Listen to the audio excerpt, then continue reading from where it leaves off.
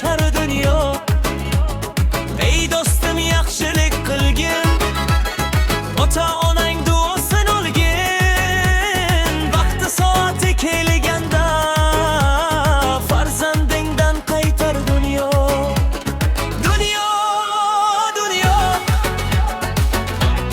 bu dunyo o'tar dunyo. Hammadan ham qolar dunyo. Yaxshi bo'lsang yaxshilik o'zing tomon qaytar dunyo. Hammadan ham qolar dunyo. Bugun ekkan har bir amaling ertaga qaytar bu dunyo.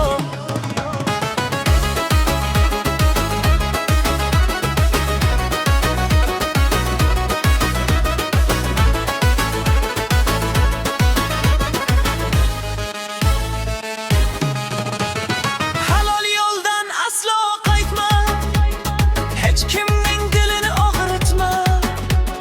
Bugun ekkan har bir amaling ertaga qaytar bu dunyo.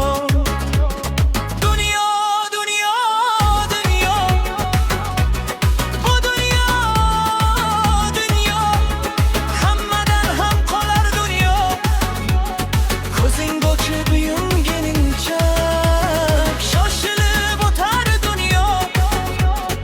Ey do'stim ulgurib qolgin, ota onang duosin olgin. Jannat sari yo'llar dunyo, jannat sari yo'llar dunyo.